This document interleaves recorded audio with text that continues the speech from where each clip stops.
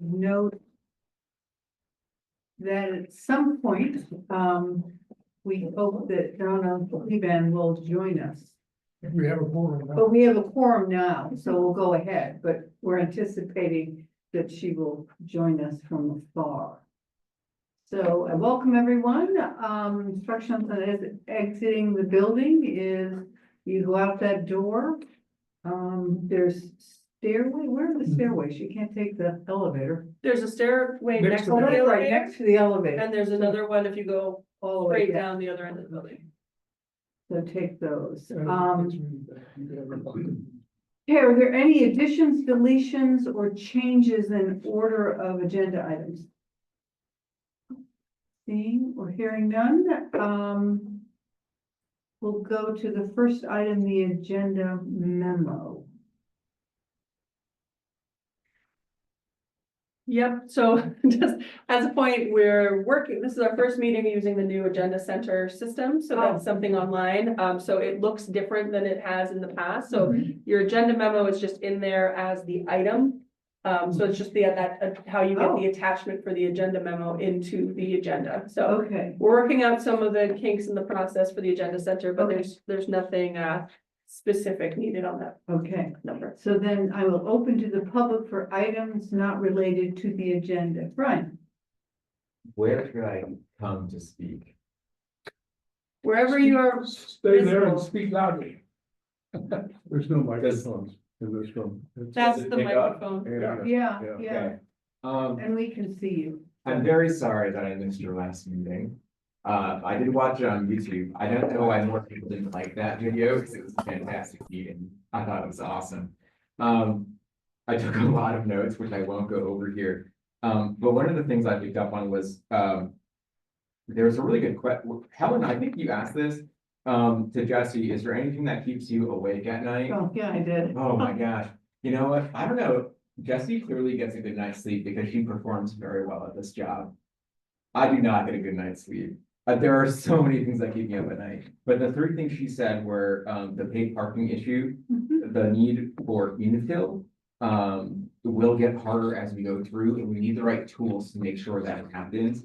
And then how we present ourselves to the public and being positive about this was sort of my summary for third point. And like, I have a hard time being positive. My role here is to be critical as much as possible. I'm not writing letters to the editor because that is about people in politics. I'm here, but basically giving you a hard time, giving you acid reflux so that you really like take this seriously and put a lot of grit into how hard you discern things. So, I take a very different stance than Alana and Jesse on how the tips come out so far. The density is too low. It's okay to say that there's 43 units per acre on a site that has housing, but if you're not including the stormwater treatment areas, then you're not taking the actual density into account. The density in TIF is low. It's really low for a downtown. You don't get the kind of walking. I do like seeing the consultants who drew up a very nice walkable plan. It was pretty bad. I'm glad that Paul went and discerned that with his staff to make sure that places where we walk, places that are secondary streets, we can't have streets so often. It really does inhibit vehicular flow, and we are a vehicular primary place.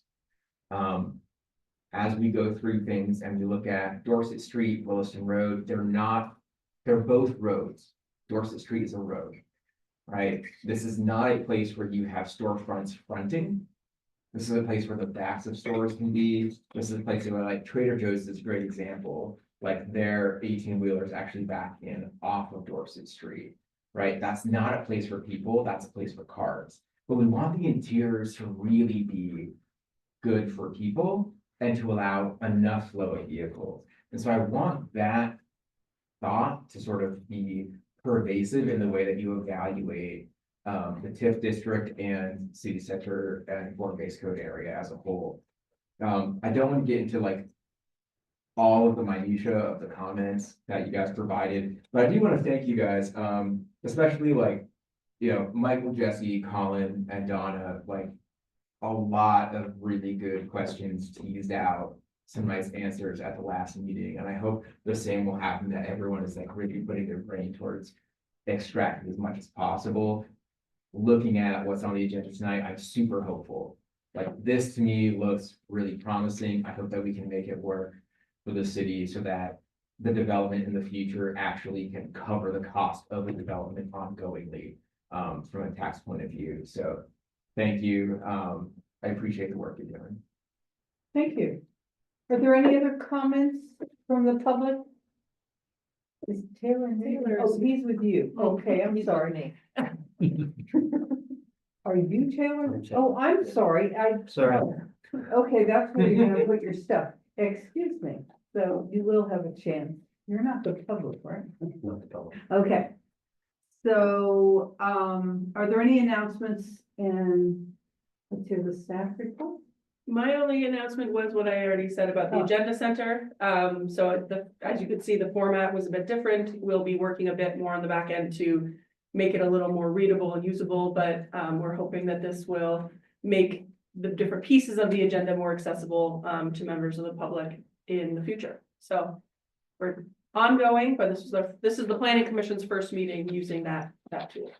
Okay, you just won't get to chair. That's right. I'll have to let Jesse know. Yeah, I think correct. Or just- Paul's the person you should be pointing to. I know, I know. He saw that and said, Yeah, I he know saw that. somebody else who I can can share. do this. Thank you very much. Okay. Just one quick note on my part, at your last meeting, you, were briefly introduced to our new climate action director, climate action manager, Bettina. She's been getting up to speed in her first 10 days here, and today, she and I met with other staff from the Regional Planning Commission to kick off her first project that she's going to own, which is the update on the data, both in terms of how we're doing overall and then how we are doing on the targets for the climate action plan. So it was adopted in 2022 using pre-pandemic numbers because the pandemic numbers weren't useful, frankly. And so we kicked off this project to do it with the latest data. How was the first, how we do it so far? So very exciting. Is Lou Brzezinski going to be helping her or? Yep, is he- so the two of them are So working two of them. right in those two slots right there. Oh, Yeah, so he's doing a lot of the back end data Uh-huh. and she's gonna be managing the project along with Melanie and Anne from the regional planning. Great, Melanie and Jenna. Yeah, okay, thank you. So we'll move on to the main event tonight. And that is the CCRPC's presentation. And I welcome you. We've got Kate McCarthy and Taylor Newton in person. So please begin. Very good. Well, good evening, everybody. Thank you very much for making time for CCRPC on your agenda this evening. We're really looking forward to talking with you. I haven't visited with you before, so I'm glad to be here. My name is Kate McCarthy, and I'm a senior planner at CCRPC, taking the lead for South Burlington on the future land use map here.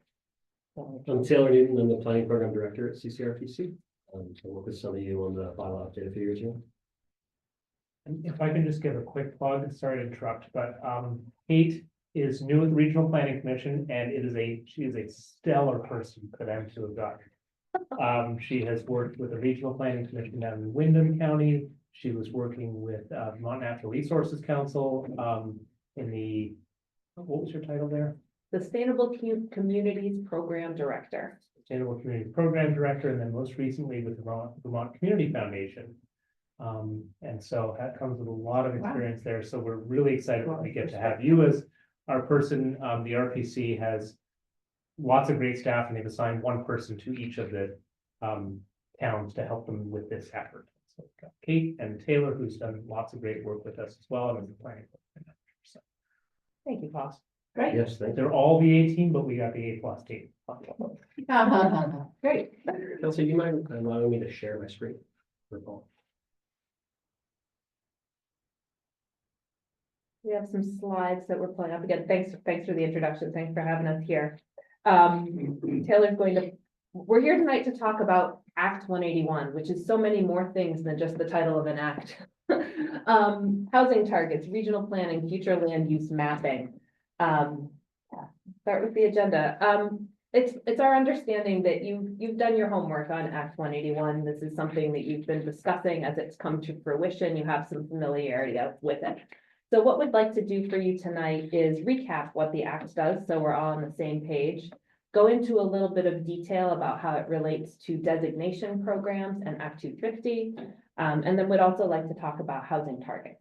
And then we'll spend, that will be the presentation part of our evening. Then we'll kind of move into the workshopping phase. We'll talk about an outreach plan so that we can make sure we're engaging community members on what this future land use map looks like for South Burlington. We're also going to show you that draft map and get your feedback on some specific areas of it. All right. Very good. Excuse us. And we're off. That's fun. Any questions about the agenda? Anything, Dad? Okay, No, that sounds good. all right. Oh, maybe a question for you. Would you mind being interrupted with questions from the commissioners as you go, or would you like to sort of give us your summary of Act 181 and then we can ask questions? How would you, and then, you know, there's certain, a couple segments, so. Sure. No, thank you for asking that. I'm happy to take questions as we go because there's some complexity to this information and I want to make sure we're digesting it as we Okay. move along. I'll keep an eye on time and if needed, we can pause questions to get to the end of the presentation. Okay, great. Great, Thank no, you. thanks. So I'm just wanting to start by recapping the why of Act 181. So this act builds on a long-standing planning goal that we've had in Vermont a long time of maintaining Vermont's historic settlement pattern of compact village and urban centers surrounded by rural countryside. This is also called smart growth. We're sitting in smart growth as we speak. You've talked about this as a city with your Newtown Center and other areas. And that's what Act 181 is really focused on. It supports the goal with changes to planning and to regulation, with the hopes that we can promote diverse housing options, that we can use infrastructure more efficiently, that we can streamline permitting, and we can protect natural resources. And the overall theory behind Act 181 is that some areas of Vermont are suitable and ready for growth because of planning, because of infrastructure investments, and because of the local zoning needed to happen. And if we can prioritize those areas and protect other areas, then we can get a good overall outcome for our regions and our state. So that's the big picture here. Thank you. Next, I want to talk a little bit about the how of Act 181 and specifically the regional future land use map. We're going to spend some time with this slide here. So regional planning commissions across the state, there are 11 of us, have always had regional future land use maps, but with Act 181, there are a few changes. So first, these maps now all are going to use the same categories, 11 categories defined by statute. That's what you're looking at across the top of this slide there. The other change is that the categories are going to translate into the state designation programs like Newtown centers and the neighborhood development areas and to Act 250. And this graphic is that, but I'd like to walk through it. Before I do, I just want to check with Planning Commission members. Would it be helpful to walk through this slide, or do you feel pretty well studied in how all this goes together? Walk through, sure. All right, so like I said, all regional future land use maps are going to use the same 11 categories. And those categories are across the top here. On the left, you see our kind of most compact areas like downtown centers and village centers. Newtown centers, those are our growth cores. We also, the next two categories are planned growth area and village areas, which are essentially the neighborhoods surrounding those centers. There's a category called transition areas, that's orange. And those are places where there's currently some commercial development, maybe some residential development where there could be more, but there needs to be some planning, thought, perhaps investment before that can happen.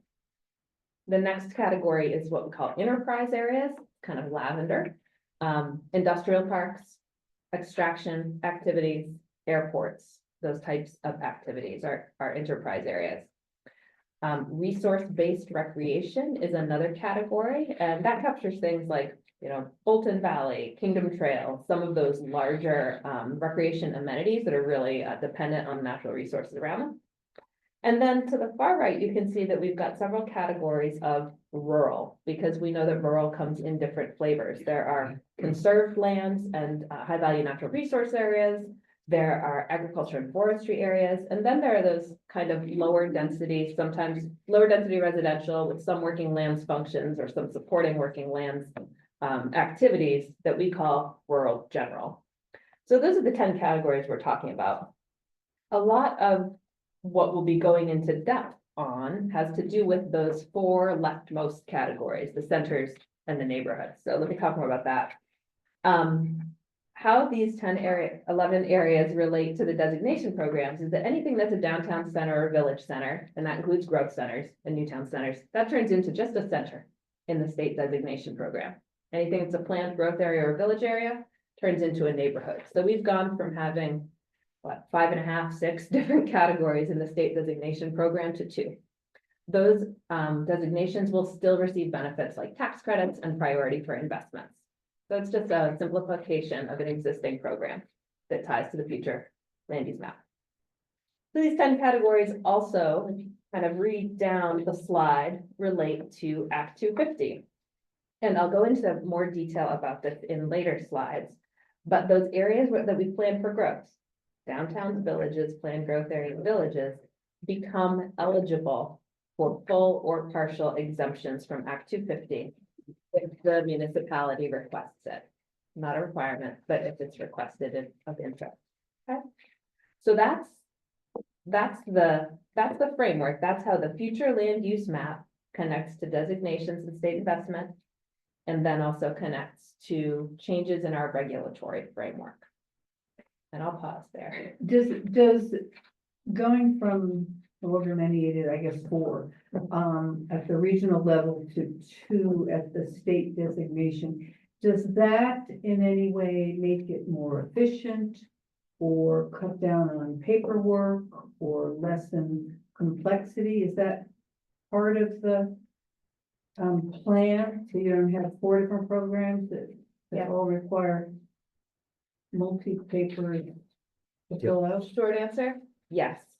You've probably been through the process where you submit an application to the Downtown Development Board, you go before the board, you talk about the boundaries, you make sure the zoning is in place, et cetera, and Department of Housing and Community Development staff and the board then give that stamp of approval. Instead of that board-centered process, what happens now is that these centers are represented on the Regional Planning Commission's future land use map. And then once that map is approved by the Land Use Review Board, which I'll talk about in a minute, that's it. The Department of Housing and Community Development still administers those programs. And so you would still need to apply for transportation grants or tax credits. So those processes would still be in place. Yeah, I think it's simplification of the application process, and that goes away. If the RPC maps a center, and our map is approved by the Land Use Review Board, you automatically become a state designated center. Something that we're really excited about also is it doesn't specifically mention it here, but there are levels of centers too that you can we've had conversations in the past of we've been a new town center in our downtown. How would we shift over to being a designated downtown?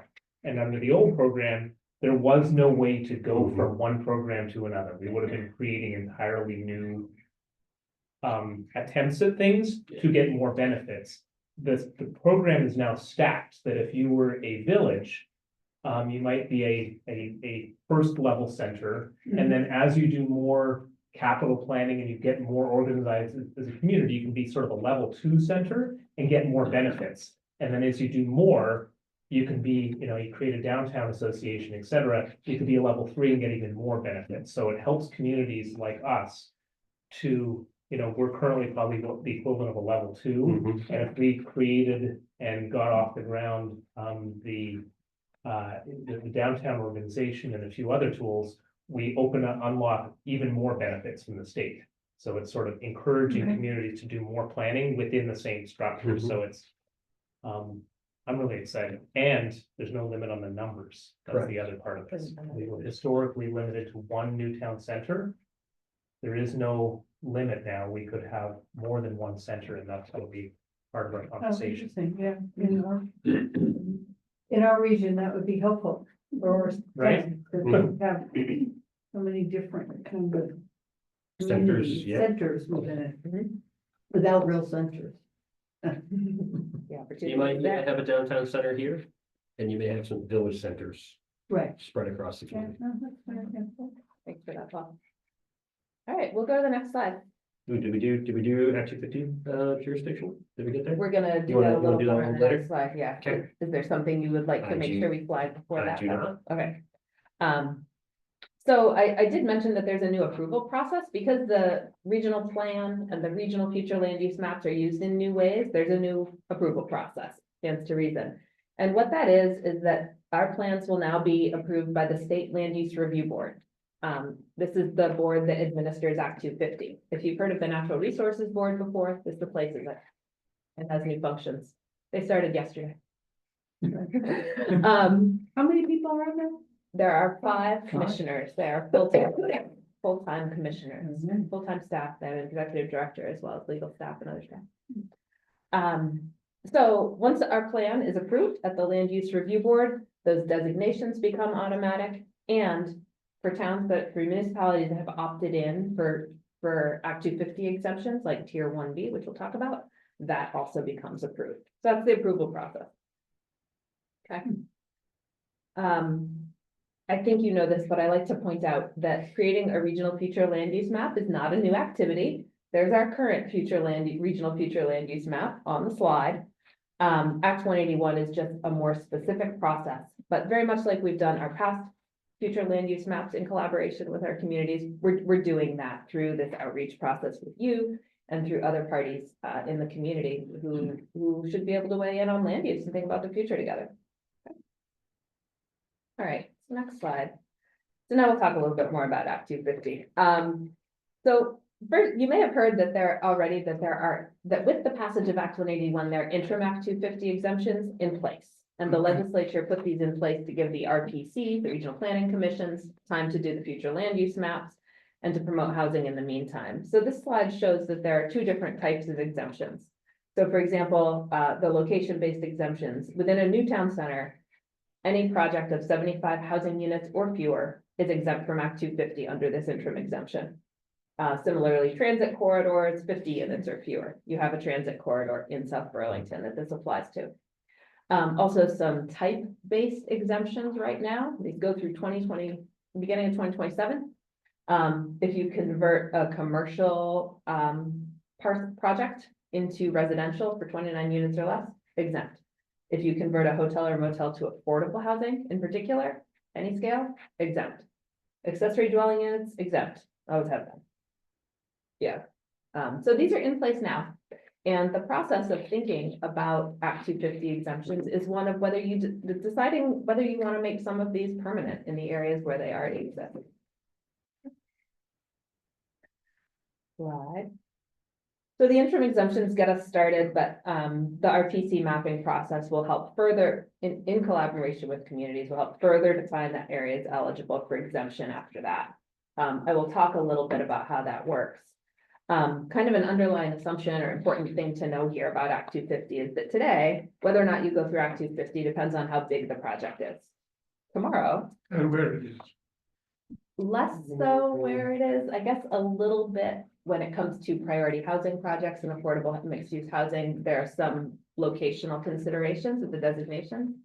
1 acre town, 10 acre town. 1 acre town, 10 acre town, but we're going further in that direction. So with the, it's going to move to location-based jurisdiction based on these tiers. So tier 1 areas under Act 250 will be those compact areas that are planned for growth. And these can receive full or partial exemption. So the tier 1B areas are probably the ones we're going to talk about the most as a group. The idea here is that for 50 units or fewer, this is focused on housing. There is no Act 250 jurisdiction. Those are areas that we map. We map potentially eligible areas, and then as a municipality, you determine which of those eligible areas you'd like to seek exemption for. Just because areas are eligible, doesn't mean you have to seek Act 250 exemption. Question, let's just municipalities to take over enforcement of existing active permit conditions. Yeah. Does that mean that we're just being trusted to have good zoning, or does that mean there's still a process of like citizen appeal that we're administering instead of the state, or I'm just, yeah. More the first plus something else. So yes, so tier 1A is full Act 250 exemption. In order to be eligible for that, you have to meet certain criteria, including solid zoning, including certain design standards. You apply to the Land Use Review Board for that. When it says take over enforcement of existing Act 250 permit conditions, you might have a project in your municipality that was approved with the condition that you had to put in a stoplight if you get up to X number of traffic trips. a day. That just means like the grandfathering stuff. It's a grandfathering Okay. and the town takes on the enforcement of those conditions, even though the town didn't create the condition. Gotcha, but it doesn't apply to new development going forward. No, because Well, it would be a project. there would be no by Act project basis. 250 jurisdiction. Gotcha, okay, gotcha. No, that's a great question. So that question was very helpful for helping me kind of distinguish the difference between tier 1A and tier 1B there. Tier 1A, the municipality is taking on more responsibility and also being able to streamline development by using local zoning instead of having Act 250 as well. I'm going to jump to tier 3. Tier 3 is kind of the opposite. That is what happens with that is increased Act 250 oversight for regionally and statewide natural resource areas of regional and statewide importance. Those are areas that could be more harmed by even a small amount of development. Those tier 3 areas are not on our future land use map. That's not part of our mapping process. There's going to be a rulemaking process at the Land Use Review Board to define those areas. Okay. So there'll be statewide definitions that apply. Yeah, so the everywhere. Land Use Review Board's gonna go through a rulemaking process, to define what areas are tier 3. And that's gonna be separate from the development of our regional future land use map. And Would that be our NRP? Similar, No idea. natural resource protection, I mean, it depends on what, is a zone that we have. Right. yeah, understood. I mean, it really depends on what the Land Use Review Board determines Uh-huh. in terms of natural resources that should be included in tier 3. And we don't have much of a sense at present about what natural resources. And we'll a consider. community can't have more rigorous. Oh, you certainly can have more rigorous. Yeah, Right. you can, yeah, and can we stop there just for a second to yeah. kind of do the upside down triangle? Yeah. Like. We're thinking of the regional future land use map kind of up here, being very broad. You have 11 categories for the entire county. We can't get too specific. We've got to fit within those categories and none of them are that well defined besides planned growth area and village area. So we're gonna be really broad up here. And then we really see the municipality's job as getting more specific in your own municipal future land use map. Okay. And then getting even more specific with your regulations themselves. And so, how the Land Use Review Board determines tier 3 and jurisdiction of over natural resources in tier 3 is completely separate in terms of how you, as a municipality, regulate natural resources. Does that make sense? Okay, and it won't well, I guess. It won't supersede, it will just be, Set the minimum though. it will just be a different set of regulations, right? Just like today. It's just like today, where as a property owner, you're gonna have to go get a permit from the municipality, and you're gonna have to go get a permit from Act 250. And their sets of rules might be different. Like, wetland Mhm. laws are all state laws, so that kind of get into back tier 3 is my But you understanding. also have municipal wetland regulations as well. Right, so those can be different. Those but can be the different. Local ones can't be less stringent, they can be more stringent than the state ones, as they can Different now, sets of right? rules, so we don't Okay. have, so. If Okay, we were that's to okay. say that in our NRP, very, very limited development takes place. Whether Act 250 decides that that's tier 2, essentially business as usual, or tier 3 is not really that important to us because Yeah. we've already determined that it's NRP, which is a really Okay. tight box. If it were the inverse, it might be a challenge, Yes. for some reason we were to say, we want tons of development in the most sensitive natural resources, and then the state were to say that's a tier 3, then a project might get approved by us and then denied us. And the by the other, Act 250, Okay. but we're not in any Okay, scenario understood. like that, Thank you. so. That was helpful. well, just the last thing I wanted to just jump in and add is you could still, even if a whole property is in an area that's like tier 1A or tier 1B, you could still regulate like the wetland and the wetland buffer that's on that property. So like those sort of more micro scale natural resource steep slopes, other things that we Right. regulate in Article 12, we can still regulate on each property, even regardless of which one of these it falls into. Correct. Great, Oh, great okay. addition. Yeah, thank you. Yeah, so this is a regional process where we're thinking at a regional granularity, and locally, you're going to know how you want to manage wetlands, steep slopes, other local conditions and contexts. This will not think about it. Or even on the urban side of the spectrum too, you're gonna have control of the design of your streets, your street specs and like, you know, block length and all those really important considerations to create an urban fabric. Too. You have more control. We're gonna be up here saying this is a center. Generally, it's mixed use and you know, generally it's pretty dense. That's what we're doing with our map. Okay, thank you. I've Well- provided these slides to Paul so you can read them again, enjoy them again, absorb them. We know it's a lot of information. I appreciate your question.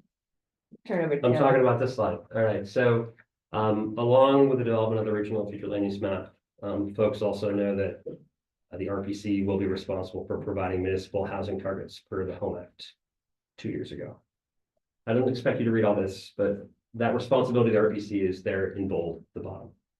You know, we've got to take a regional housing target, which we just received from the state last week, and then determine how to disaggregate that to the municipal level. Yeah, go ahead. How does that get enforced? Like, if something, oh, we don't want to build anything, how you kind of Sure, push through that? softly. So, That's so good to hear. I think about it this way, I mean.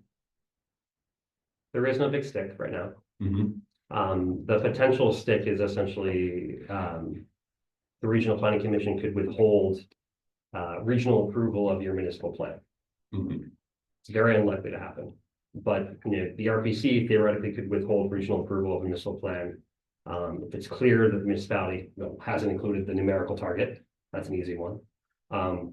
Or isn't trying. Yeah. Doesn't have action in the municipal plan that they're showing that it's trying to set the regulatory conditions for housing. In particular parts of the municipality, isn't showing progress over time that it's trying to set up regulatory conditions. No. So will the housing targets be just numerical? Housing targets will X be, number of dwelling units, yes. We're really gonna leave it to the municipality to plan on, and then it's negotiable between us and you. yeah, maybe. Let's talk about that. Let's talk about process. Yeah. Let's I talk mean, about process. my understanding at the moment is that with the current targets, like, we're. And I understand it's like we're meeting some, but not meeting others, that we're closer than other municipalities in the There are region. various entities setting targets for this. Yes, true. So what I would say is that, you know, forget all that for a second. You know, last week, as an addendum to the statewide housing needs assessment, the administration, the governor, released housing targets for each regional planning commission. And they provided a range. They provided targets for 2030 and 2050, but let's concentrate on 2050. For 2050, Chittenden County received a range from 17,000 and change to 47,000 and change, I believe is the range. You can tell I have not looked that specifically at it yet, but it's a very wide range. We'll probably also look at the middle, which I believe is about 31,000 units in Chittenden County by 2050. So that's what we're working with, what we got to disaggregate. Before we got that number, literally a year ago, we went to our CCRPC Planning Advisory Committee, which is a committee that's composed of all the planning directors in Chittenden County or planning commission chairs in smaller municipalities. Paul's the chair of that committee. And then we asked that committee, hey, do you want to help us develop a methodology before we get the real target and it gets all political? And You they have a said, methodology for disaggregating the 31,000. so they said, yes, let's take an attempt. Let's use a theoretical number and try to get a methodology developed before we get the real number and it gets political. And so Paul, along with 4 other planning directors, helped our staff develop a very basic methodology about how to disaggregate. We did that after looking at a whole bunch of data and other complicated methods to disaggregate the target that we're just continually breaking. I've liked Colchester a lot. Colchester broke the model a lot, just because they have a lot of centers and it's very spread out, not a lot of infrastructure. And so we actually settled on a pretty simple method. Here's where we are today. Staff is going to go back to PAC in February, in 2 weeks from now. And we're going to take the numbers we just got, run it through the methodology we created with them, and see if everything still kind of makes sense.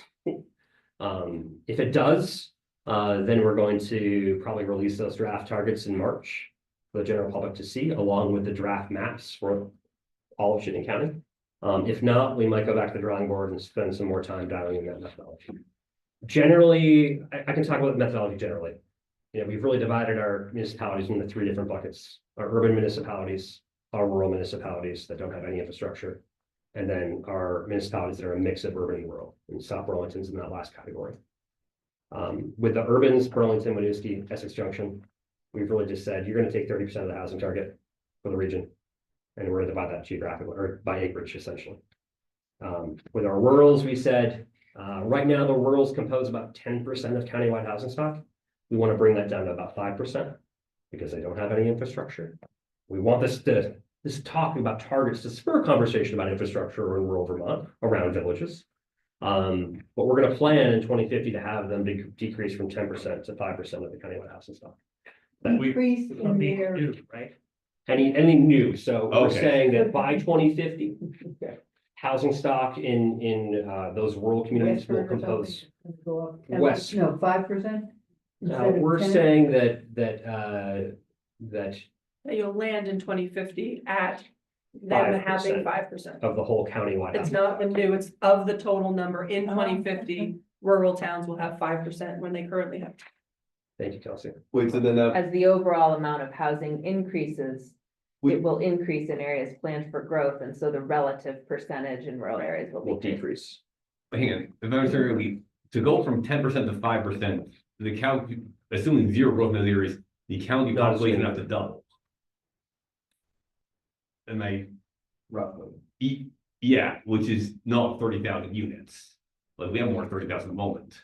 But you see what I mean, like, we're going to have, like, Yeah, sure. Wait, I So thought it was 5% of the growth over the next No, of 25 the years total. would be in the region, would be, because if they're calling. of the total. Let's talk to PAC next week. It was supposed to be at the total. And so we're saying that essentially, sorry, it is, no, sorry, it is 5% of new. okay, 5% of new, you're right. Which It's means half 30%. of its historic Correct. proportion Correct, you're is right. the, yeah. it's not- okay, yeah. okay. And so that leaves 65% that would be allocated to those municipalities that are a mix of urban and rural. And in those municipalities like South Burlington, we're gonna rely on the map to help weight the target for the municipality. And Yeah. so if you have geographies that are identified as centers or as planned growth areas, you're likely gonna get a higher target than a municipality that has infrastructure, but only a very small geography is a center or a planned area for growth, like a Richmond, let's say. They have infrastructure, but it's only over a very small amount of municipality. They're very topographically constrained. Paul? Are you okay taking a question from the Sure, public? yeah. Okay. When I hear the distinction based on municipality, and how third category is sort of like a mixed municipalities like us and Milton. Obviously. We have places that have infrastructure, Milton has places that has infrastructure, Yeah, and there are places without infrastructure. yeah. And so. Why is it being set up in a way where those municipalities are their own category rather than looking at the weighted percentage of area that has infrastructure? Like, are you guys looking at figures that take into account like the number of units per road frontage or per amount of water line? Mhm. When we started to get into that level of detail, particularly with municipalities like Colchester that don't have wastewater over a lot of it, it kind of broke the model over and over again. Gotcha. And it felt like it was really hard to be fair. And so, that's why we erred on the kind of the side of being simpler. We thought about proximity to like employment centers and things like that too, to also consider in creating a target. I think the reason, at the end of the day, the reason why we stuck with a more simplified method is when we ran a test number of 25,000 units. when we were testing this methodology last year. It looked pretty fair and it looked pretty close to historic growth patterns with a little bit of a push in those municipalities that have infrastructure, including the urbans. Mhm. And so that, and, just talking to PAC members, that seemed like it was not too much of a stretch for folks. It seemed pretty fairly distributed. So yeah, that's, And so, trying to understand this was gonna still like by looking at the municipality level, mhm. but was it clarified, was it or was it not looked at in terms of areas that have water and It was looked wastewater at, yes. versus areas that only have water versus areas that have neither? All those things, yes. All of And those. so, And that was so, more complicated. yeah, so those municipalities that have a mix of urban and rural. Those areas that have water and wastewater in not the centers or planned growth areas kind of program. And it's those areas that will receive more weight in terms of the target because they have more infrastructure. Those areas that are village areas just have usually just water or good soils. They're going to probably receive a lower weight. Same with transition too. They may or may not have infrastructure. So they get lower weight. Okay. Bring it back in. Yeah, Okay. thanks. Yeah, thanks. All right, so have I talked about this enough? Yeah, so PAC looked at a bunch of data. We decided we're gonna try to keep it simple. And it seems to work, but we're gonna retest it now that we have that regional target as of last week. Can I just ask a very, it's not our purview, education, but that's the other big elephant in Montpelier about how to fund it, and there's certainly going to be lots of proposals. So as you assign this housing to the big district or to our district, which potentially is different than an educational district, how does that, are they thinking of how changing the education and where kids might go? I mean, South Burlington, I think, is the only town, or maybe Woodstock is the other town that's had a growth in school population. Everyone else purportedly has room. So if we continue to grow at what I suspect will be our target, we won't have the schools. So here's what I can tell you. We did look specifically at water and wastewater capacity in terms of treatment. When we first started this exercise, it became pretty clear to us that in most municipalities, those systems had enough space, at least in the next 10 or 15 years. And that, we kind of made the call of, all right, within 10 to 15 years, that gives the municipality enough time to start planning, to figure out how to increase capacity. And we talked about schools as well without really doing much analysis about capacity. But we ended up with a similar kind of philosophy of, yeah, this target might be higher in some municipalities than others. But from our perspective, these targets are going to be, from our perspective, the next 5 years probably is already in the pipeline, right?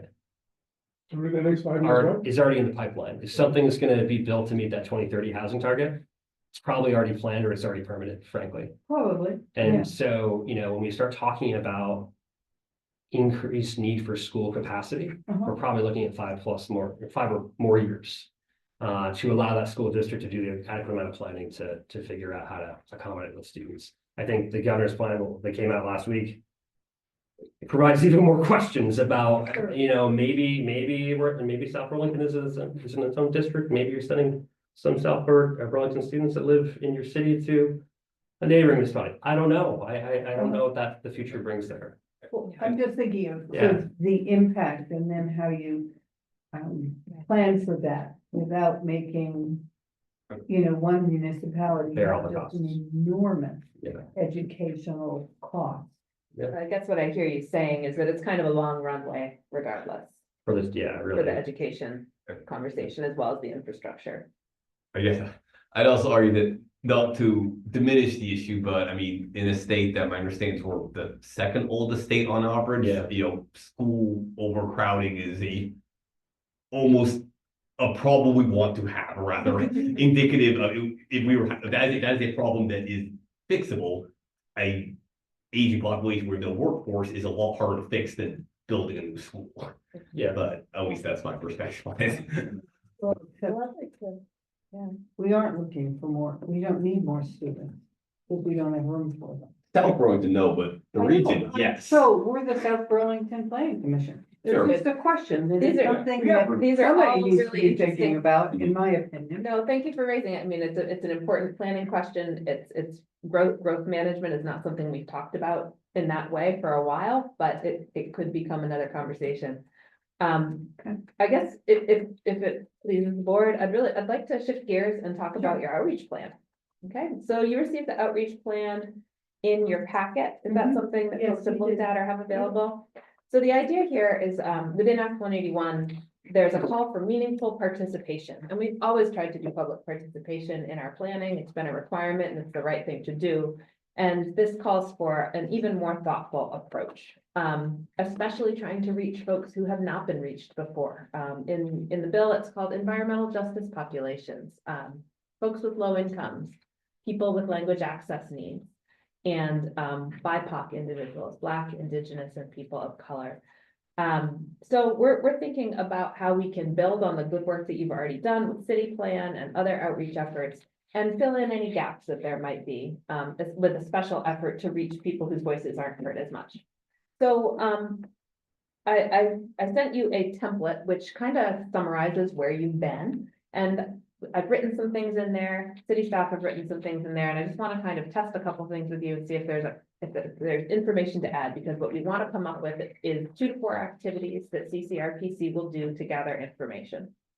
So I guess, just going through the plan, what I'd love to hear from you is, based on previous public outreach you've done, you've learned about a lot of things, and we have records of those things. What do you feel like you haven't learned about that's a gap that would inform a regional future land use map? What didn't you hear? Or who didn't you hear from? Well, I don't think we heard from anyone who probably wasn't white Anglo-Saxon or something close to that. Or landowners. We didn't hear from renters. That's probably true too. Mhm. Renters and BIPOC, you know, Mhm. No, thank you for non-English saying that. speaking, whatever. Yeah. Working age individuals. Have a number of that population, and I don't think we've heard from them very often or very clearly. Yeah. It's a hard group to engage. Yeah, when you have engaged successfully with that group, what have you done? What works? With reaching. Well, the public listening sessions have got organized here, In the And they're- city hall, advertised. those draw in a diversity of people? No, Not No, enough, they don't really. Oh, okay. for whatever reason, I think that's the challenge. they aren't reached. In. If it's advertised in a local newspaper or in Front Porch Forum, we'll get some, but we're not getting the people we really want. Yeah, you're not the only ones. young and BIPOC people are treated dismissively when they show up to public events. Mhm. Thank you. I don't know if this is completely out of scope, but, or this might be too hard to implement, but it does occur to me that we're a city that has a ton of people commuting in from farther out. Mhm. And I'm just, if someone is working, a fairly low wage job in, the University of Albans, commuting in from St. Albans, I've got a hunch they probably prefer to live here and are probably living up there because they can't afford to live closer to where they work. Yeah. Or of course, maybe more jobs there. But the point being is, I think there's a large workforce here, and the fact that we've got so many people commuting in to work here makes me think that perhaps there are people that wish they commute residents here, or perhaps would like to if possible. That's at least, I don't know if that's, I don't exactly know how to engage that Mhm. group, but it's just something No, I don't think about. that's a great question. How do we understand the needs of potential future residents who are Yeah. not here right now? Okay, yeah. Now you probably have to work with the employers. Mhm. You know, Survey. find ways to engage with them that doesn't. is acceptable Sure. to the employer Yeah, no, and the individual yeah, as well. okay, thank you for that. Thank you for that idea. When we have the month, we have the whole street closed off with food trucks and so on, that's where we get people from all over Mhm. the city. but Celebrations, it's difficult to capture. but there with a map. What time of year are those?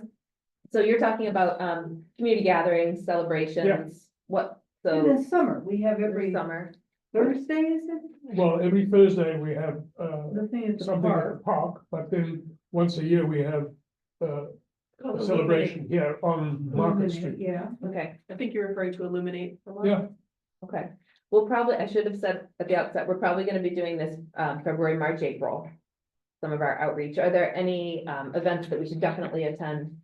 Or where we might reach folks, where people will be anyway, where we could gather yes, information? in summers. Well, that's February, February, March and I April. mean, I think, Juneteenth are would when- be one we had, but that's in June. Yeah, we're starting to get kind of late in our So schedule. that's a Yeah. little late for your schedule. No, but if we have some a staffed area Mhm, in the park mhm, every Thursday mhm, for this purpose, to invite people mhm. Winter to talk carnival, about. winter carnival, any Okay, winter thank you. community events? No. The rec Me- department runs small events, but I Yeah. don't think there's any large.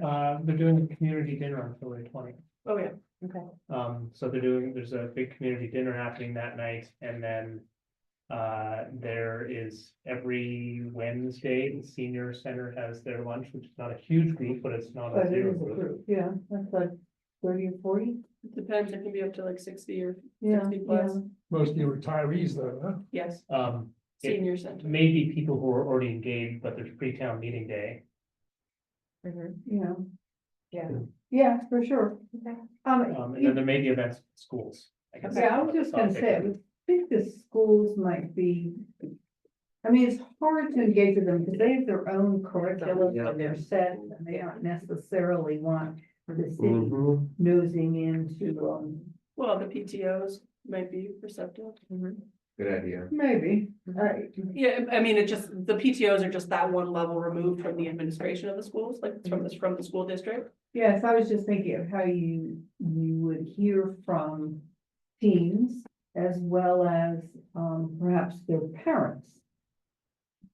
Who might come to the school for an event, and if we can piggyback on that. I think it's a challenge to schedule those, I would put that out there, but I think that's a place where everyone who's young goes, Yeah, so that, and, you know, a bunch, I'm sure, are renters and. Yeah. well, I think I can follow up with a contact from the school that was provided to me who does, athletics as well as other engagement. Mhm. Once, go. I was also gonna say, this is less about a venue and more about how when you're at like this place in this booth, how are you pitching a problem?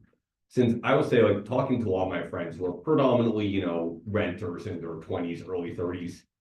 I have been shocked at how many people, like in general, like very well-educated people and are completely unaware what zoning even is. Like I never know that, like, wait, there are rules on what you can build and where, because if you haven't tried to go through the process of building out yourself, you don't really understand, you could go through like understanding zoning laws even exist. Mhm. So it's just like when someone hears zoning, they just tune out because they think, oh, this is just stupid, the more stuff. The thing, however, that every single person my age is worried about is housing affordability. Like everyone my age is just like, I will look into the numbers, I am going to be renting until I die. And that is something that everyone in my age is stressed about. Mhm. So I think in my personal opinion, if you want to engage younger people, and especially renters, put housing affordability first and foremost, because that's an issue that's absolutely like everyone is in agreement that is a problem. Mhm. Or at least everyone who doesn't currently own a house is in agreement that that is definitely a problem, which is renters. Yeah. Thank you. Thank you. I think that's good. I have a couple contacts and other things I can do. What I'd like to do is take this information, fold it into the outreach plan, propose some outreach activities, including the rec department dinner on the 20th. And get this back to you for your thumbs up. A couple of other ideas that just occurred to me over the weekend. The library does a once a month concert series. And it was, I went this past weekend, it had to be 80, almost full auditorium. And they've got several others coming up over the winter, so that might be a Saturday morning Great. possibility. Mhm. And then Illuminate Vermont is happening again this year, it's at the end of April, so that may still give you time up. Okay, thank you. All right, Can I add one thing there as well? So I mean, I think. Yeah, the object of this outreach is to, engage with these specific communities we don't typically hear from about the map and a little bit about the targets, but. The reality is, I know we're gonna hear about housing affordability. I know we're gonna hear about natural resource protection. We're gonna hear about a bunch of other things too, and that's okay. We're gonna document that too, and. We're doing a regional plan update, and this is just two parts of it.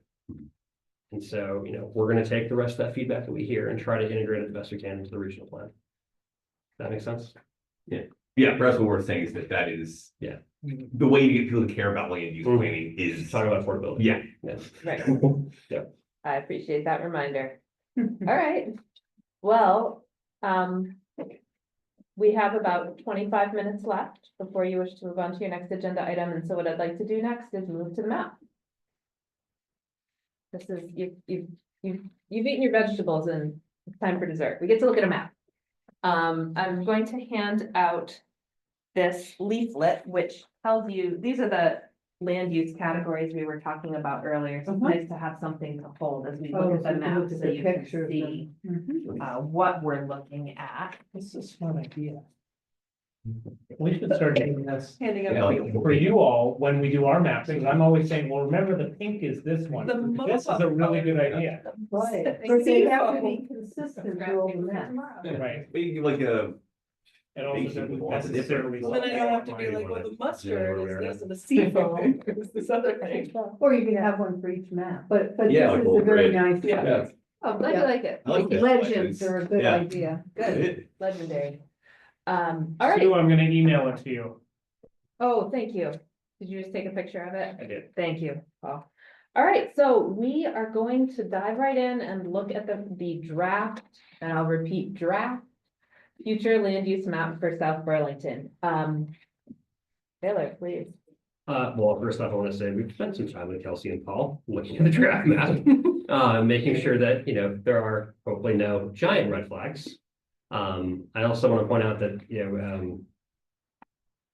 while we have to do this map within 11 categories prescribed to us by statute, our hope here is to really work with our municipalities to integrate your policy into our regional plan. And that's what our regional future land use plan is, or map is now. We want to do that again, just within these new different 11 typologies.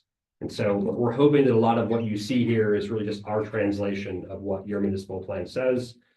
Maybe with that little bit more broader, more general kind of tone, because we're operating regionally, not municipally. Why don't you see my screen? You still see the presentation. I have the map up. I was hoping for gasps and, Right, no, surprise. we're on the No, edge of our seat. no one has seen it yet. Got it. Bated breath here. Here we go. So I've zoomed right in on city center. Okay. Can you shrink out the people at the top? Is that possible with the move? Oh, great question. Paul has control on people up top. We can shrink out the Go full screen. flyout, right? Could you just full screen it? Oh, sweet, look at that. And that goes minimum. Can I go just? You can go one more. Yeah. Okay. That's what I was trying to find earlier. Thank you. So we're gonna start with just a broad overview of the map, and then there are maybe 4 or 5 specific areas with like your feedback on. So starting here where we're sitting is a great capture of the smart growth concept. So what you see there is the outline of your neighborhood development, your Newtown Center and neighborhood development area in the dark purple. This is an area planned for growth. And surrounding it, you have the pink, which represents planned growth areas. These are residential areas. They are relatively high density, served by sewer and water. They are connected with things like sidewalks and bike paths and bus routes and driving opportunities. They are areas that are ready for growth. You see the airport's lavender. Green shows areas that are conserved, including some river corridor areas there. It's come out as turquoise, I guess, in this rendering, it's agriculture and forestry land. We looked mostly at larger scale ag forestry, so you might know of some parcels that are, smaller farms that are not captured here. Those would be captured in rural general instead, which still supports working lands uses. We identified for your consideration a couple of other core area or center areas. One of those is over by Farrell, by Farrell. Farrell Drive, Farrell Street. You can see the on the other side, the Burlington Plaza is actually Burlington. But they're cohesive, even though they're in two different municipalities. We thought that this had the form and the potential to become more densely developed and even more neighborhoody. So that's one that we kind of put out there for you. And here's the other, Fayette Drive. And near the Orchard School, I think there's a Hannaford there, right? There's some recent development there that's, built to the street, it's got some connectivity, parking in the rear. Like there's some design there and some aspects of your regulations that make it a potential for a more compact center. And I know you're gonna talk more about that later in the agenda as well. So why don't we just zoom out and maybe turn off the parcel line? Sure. If you wouldn't mind. And we'll just give you, 10 seconds to absorb that before we start asking specific questions. I think I like better with parcel lines. Do you You like like it it better better with with parcel the lines? They're good references. Okay. I guess you're really. I like the parcel lines too myself, but Yeah. you tell me. Yeah. Yeah, maybe zoom it in a little bit. Do you have a layer that has streets rather than parcel lines? Oh, our map viewer is still under development, Paul. No, I don't have streets as one, no. Okay, that's good feedback. This, maybe this is a procedural thing. Why is, actually, I can't really stop from. Why is it country club conservation and not resource? Resource-based recreational area? Burlington Country Club, Yeah. for instance. The land Yeah. the land is conserved, right? Um, Am I mistaken? let me take it, yeah. I will say that in general, we have not made golf courses resource-based recreation, owing to scale, compared to a ski area or a large trail network or something like that. We haven't been considering that a natural resource base. It's an outdoor activity rather than a natural resource based Interesting. I guess I just think of, when I think conservation, I don't think essentially a very large one. Yeah. I think you have a point there. So shall we follow up on that one? I think golf courses and even large parks, we've kind of had to determine, all right, is this park more of an urban park? And should that be planned growth area or center? Yeah. Versus is the intent of this park to really be more being in the natural environment or being on a country club in this circumstance? In those circumstances, we've aimed for rural conservation. Honestly, statutory guidance isn't very clear about what we should and shouldn't do there. Yeah. I'm more trying to understand the categories at this point, so I'm still on page on the applications already, anyways. Ryan has a question. Yeah, Burlington is undergoing an open space plan and that country club will be talked about in that. So that's gonna go on for the next year. I know you're close to the town line and you might be able to hone in on that. This one in particular, there's like a private house in the middle of it that is a multi-million-dollar house. It's like assessed higher than any house. I've Oh, ever there's seen. 4 or 5 houses. In the middle. Yeah. 4 or 5. There's a couple in there. They're not all Yeah, 10 I million, mean, but. there's That's the great, Karen right? house, Like, but there's Yeah. Amy It's just- Karen has another one, and then, It's extra You know, lawn around there's a their bunch. houses. That's why it's great. Okay. Back to South Burlington. Yes, sorry. but that's, I appreciate that you're thinking at a regional level. We Don't are. worry about it, it's in Burlington. big golf course, Right, There should be consistency and it's good to Yeah. talk about that, yeah. Most of Vermont National, we've got, in rural general, of course. Okay, so. yeah, so any general questions about what you're seeing so far before we zoom in? Knowing that you're seeing this for the first time and there will be time to absorb it. Paul, did you want to? Well, I think that Michael was about to say that, right in the stop moving around, right in the middle. where it has green with this sort of coming out as little fingers there. Mhm. That property has now been permanently conserved. Mhm. With Vermont Land Trust, the Wheeler Nature Park. The Wheeler Nature Park. Yeah. So Michael, you look like you were about to say that, so. And there's a couple other questions. I was also gonna say, Vermont National is not green, Mhm. whereas the Burlington Country Club is. It's all green, yeah. We will have a consistent policy on how we're dealing with golf courses across the region. Can't tell you what that's gonna be. So, Thanks. well, Wheeler Good will be- catch. obviously will be green. Okay, thank you. Good catches. Those green lines are wetlands. These here likely would be either a river corridor or floodplain. Wetland, Yeah. yeah. What would be the rationale between like, I see feral, like the sort of the feral neighborhood out there, and then the one down more kind of near the like Orchard Park and all that stuff. Mhm. This is a future land use, like, I guess my thing, like, in the grand scheme of things, it would be amazing to like link those to sort of make one cohesive area. I don't know, I mean, that's definitely very far future, like, because you're gonna be looking at major redevelopment plans to 189, which isn't possible. But the idea, like, it sort of seems to me that, I guess I'm not, I guess, what is, I guess I'm like, how long can we think, like, how much we're trying to like doing this based on what the existing land use is versus like, in my perfect world, that would sort of be one kind of cohesive corridor of a downtown area. I think throughout this, we're really trying to manage that push-pull of the current land use and any path dependence that is created and the vision that enables us to say, yeah, we can change that. Mhm. So, in this case, you know, if we're thinking out 50 years or so, I think that we were looking at the river corridor, we were looking at the, Champlain Parkway, right? Is that where that's? Yeah, That's looking what at? we're calling now. And feeling like connecting those felt like a much longer term thing that we were gonna put on this map at this time. Is this sort of like 2050 kind of And vibe? here's the reality. I mean, the regional plan is valid for 8 years. Oh, Yeah, okay, okay. Yeah, It's, fair. you know, we're planning for 50 years, but we're gonna Gotcha. revisit it in 8. And so there's, or before that, it's 4 years if we want.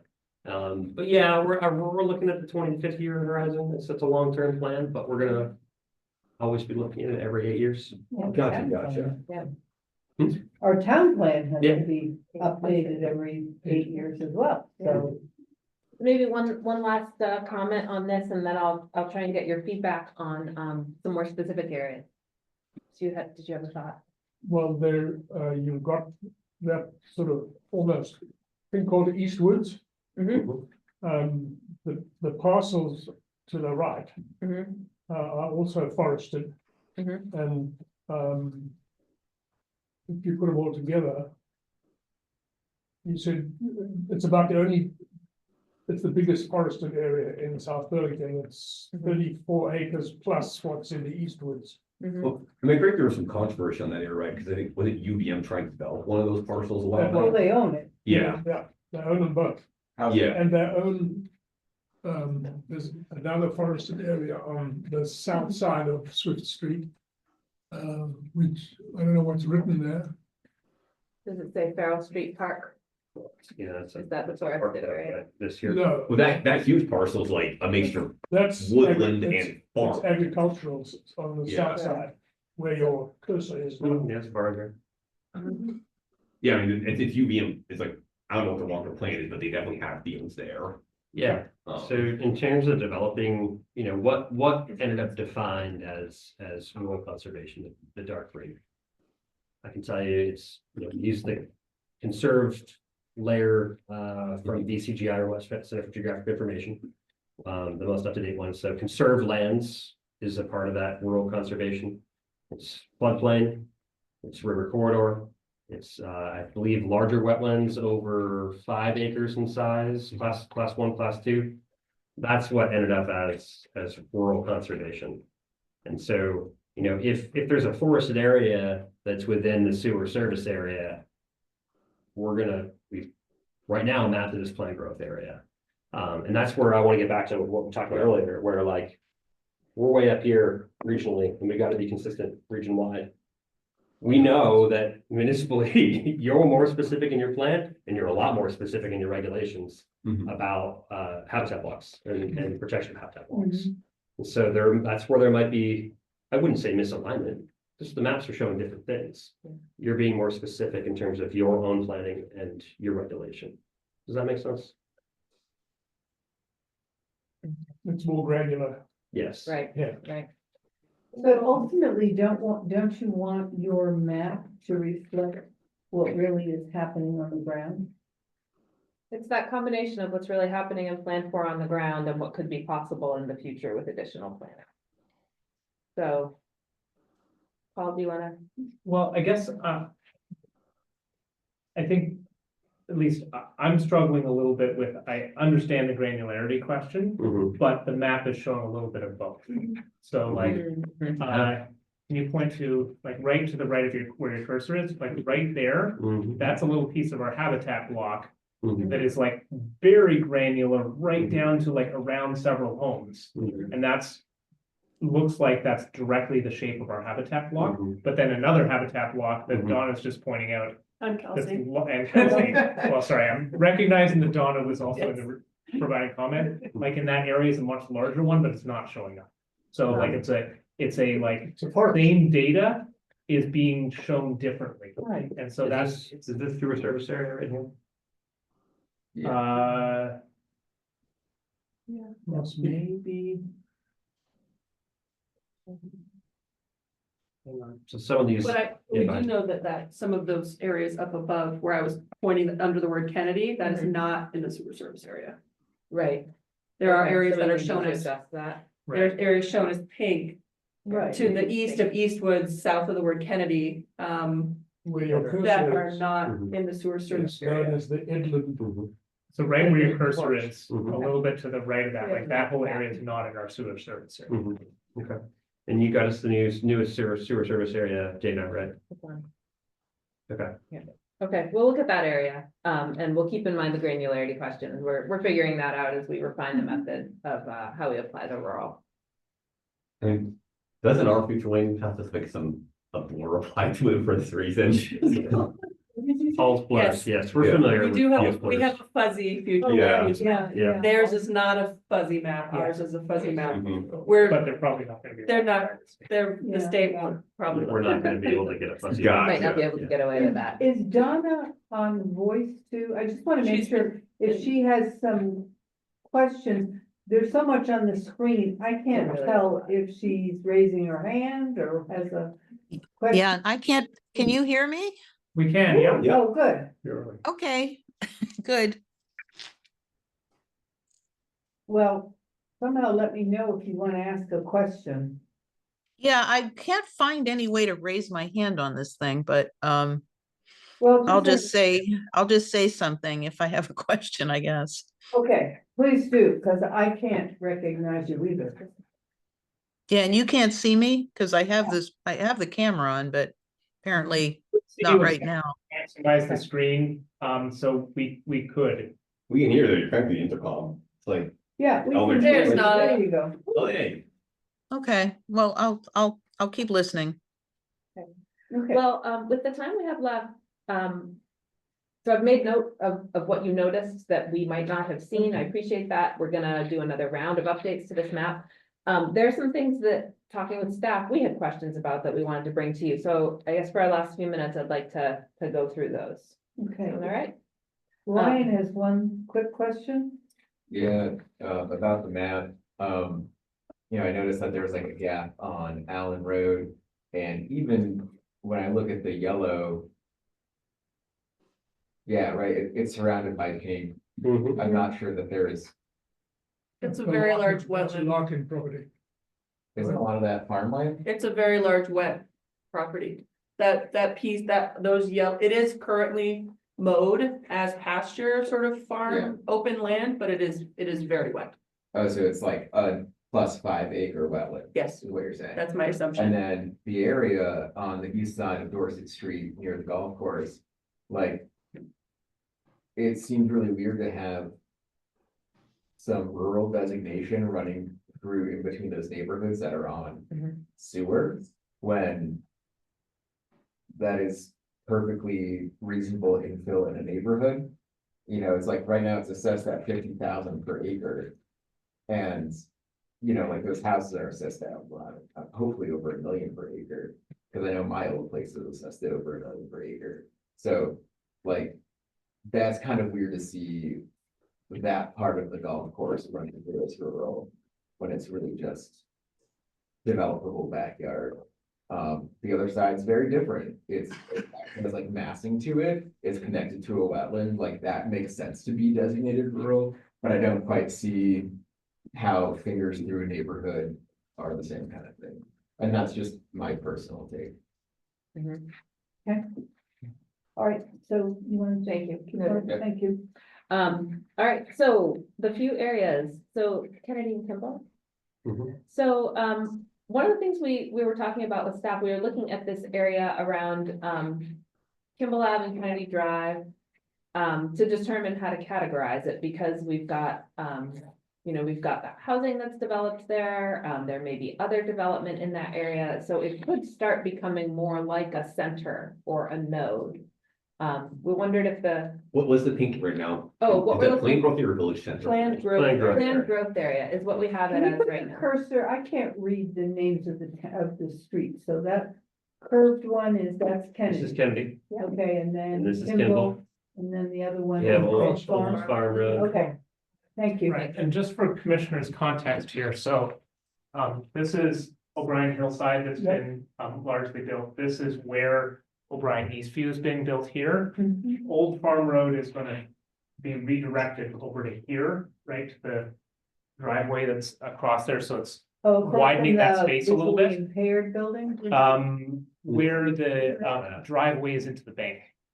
So a Oh, little the bit to bank. the Oh, right okay. there. And then this whole area, basically all of this has been preliminarily approved by the DRB for mixed-use, multi-story buildings. Hmm. So, just in terms of like what the context, that's supposed to be the mixed-use area serving all of the residential behind it. So it seemed like a possible candidate for a node of activity in the future, thinking about that area. When we're saying Village Center, are we assuming that, is that more a function of, is there mixed use versus just pure residential density? Correct. Okay, Yeah. It also has to do with the form, compactness, ability to get around, but mixed uses is one of the criteria, yeah. So is this village center or planned growth area? Which Currently, color we- is it? Currently, we painted it planned growth area pink. And we're asking you Okay, whether, so there's no real village center in South Burlington. but Is we this wonder if one- maybe there should be. Okay, Based so on that's what's your happening question. This should be Should this be a the village other center? thing. More of a Okay, I core? wasn't clear. Yeah, thank you for, Further Yeah. down Kimball is, commercial, Mhm. mhm. uh, that would be mixed, I guess. We're gonna talk about tech park in a second. what is sort of the key discriminating factors between downtown versus Village Center here? Like, for example, why is the area in Shelburne Road and Farrell a downtown versus this one's in Village Center? Good question, because I ask myself that every day. The reality is this, that they are one category, talked about in two different ways in statute. And the reality is, we talk about downtown centers and village centers in order to create a very wide net about what a center can be across Vermont. Because it's everything from downtown Burlington to Westford. Are there like regulatory differences now? There are no regulatory differences. Okay, so about this either. penetrating. Yeah, and which is- so okay. where that line is between what's a downtown center and what's a village center, we're still defining that. Yeah. And we're really kind of hoping to use this time with PCs this next month. to figure that out. And then the distinction maybe that's sort of relevant, most important for this conversation is downtown or village, and then planned growth next to it, Correct. right? So the possibility here is sort of being a focal point of a larger area. Correct. Yeah, we might just Regardless call of it whether a it's center. downtown or village. We might just call it a center for the sake of discussion, and then we can call it a downtown or village later. Yeah. But should this be identified as a node or a center of development as you're thinking about the future? I mean, I'd argue Or that, of activity, really. yeah, Development and activity. Right, 'cause Development it's not leads to just about activity. amount of development, Of there's a course. lot of areas of development, it's sort of, is this a center of Function, function functioning Yeah. movement. And maybe activity. more That commercial. Drive area is and retail. Retail. 500 to 1,000 units. Yeah, Mhm. Yeah. So In addition to a lot of the residential, it's already there, across the street, It's condos, it's a bit suburban in form, but They're all, it's walkable to, what is theoretically this new node that's being created. And I think maybe that's the point, right? Are we Mhm. creating a center point where the existing things can come to on foot? Yeah, I mean, that whole Kennedy Drive, I feel it has a huge amount of people living there, you don't kind of see, because they're all kind of hidden away in condos, but Mhm. I think there's Well, definitely. a hill too. Yeah, I feel like there's definitely, it does seem like an area that will be good to encourage for as long as we can, because it's, a lot of people could walk that in theory, but. Well, we Well, can, it's supposed to be there. we can draft a proposal, Yeah. for what a node or a center might look like there based on the conversation we're having and talking with staff. Shall we try that? yeah, Okay. there's we'll update also that. access to services on Williston Road. Yeah. Yeah, no, yeah. I mean, you've got a I staff would force. definitely agree on that. The Yeah. strip along Williston Road should be a little different color. You're saying the smaller parcels that are Yeah, adjacent. they are a whole bunch of businesses along there. Mhm. Are they airport supporting businesses? Not all. Not Not all necessarily, of them, but they're some are, airport. but not all. There's Burlington Glass and there's car wash. Oh, there's a taekwondo, there's all sorts of. But you're saying this other owned by the Uh, airport. Auto that's- Parts Company, So in theory, the airport could demolish all those and make it a runway. Do they own all of I them? don't know that they all own of them. all of them, but they own a lot of them. They own a lot of them, but they, I don't think They they own own Pizza all of RV. them. They own Pizza RV and who does? All right. The airport. Well, we're a vacuum city. Well, we'll look again at that. Yeah. I want to make sure we get down to Tech Park. Yeah. So that's another place where we're trying to find the right category, and there could be more than one right answer here. The city is being very thoughtful about this area. Our understanding from talking with Paul, with the city is that, it provides important office space. Office space is needed. It could be enhanced with amenities for the workers who are there, so they don't have to drive out to get lunch or do errands. There could also be some temporary lodging there for the companies that might be bringing in trainees and things like that. So it could become a more functional or a more amenity-rich office park, but it's not something that you want to become a full-on neighborhood, because it serves a purpose the way it is now. And so we wondered, It serves a purpose, but it's not land efficient. serves a purpose, but it's not land efficient. Is some Right, feedback. so some other uses might be, Sure, like uses Why that, don't you bring it uses up on the that, map? I But guess now, what I, that's what we're talking now as well, right, about for mixed use and industrial zoning. Yeah. Certainly, so we're discussing that. right. so we weren't sure what to make it. Interested. I think in- we are sure. I wanna make sure you can weigh in Yeah, on this. no, I just wanted to also highlight, like you mentioned offices, it's not just offices, it's Thank quite you. a bit It's of the manufacturing. manufacturing, trucking, some other businesses that are more impactful on residential uses than just being an apartment building next to an office building. There's much heavier, not quite heavy industry, but heavier industry than just offices. Thank you, that's important. And- So we were kind of wondering, is this a planned growth area, which is envisioned as including future residential? Is this more of a transition or an enterprise area? Is it a planned growth area that doesn't have residential? Does it have a role to play within the overall fabric of the planned growth swath that we have? So we wanted to bring this to your attention and just get some reactions. Tom, did you want to make a comment quickly? I'm sure later on the agenda, this very topic is coming up. Well, we're actually not going to discuss it tonight. Be quiet, yeah. It'll be on a It got later changed. agenda. Okay, it was on the public agenda. It was Which is on, why I it's can't- always been on the public agenda as receiving the letter, not as substantive. Right, discussion. not as a, because this is the first time I Well, read it's it. still relevant. But it's very Considering- relevant, yeah. Considering that My, what happened, I'm chair of the Economic Development Committee. And we had actually been, Kelsey, on behalf of the planning commission, requested some feedback on that very topic of what to do with that whole zoning Right. district, which is extensive. It Mhm. isn't just Tech Park, it extends down behind the airport. Well, and Meadowlands too. Yes. Another tech park. And then, Tech, but it's business. and, so we did some, quite a bit of homework on this. We know we don't have all the answers, although we have some talent, so we reached out and got a lot of feedback. It's summarized in the letter that Right. was submitted. And it'll be on another agenda so we can more fully discuss it and have your committee You're telling me to shut up.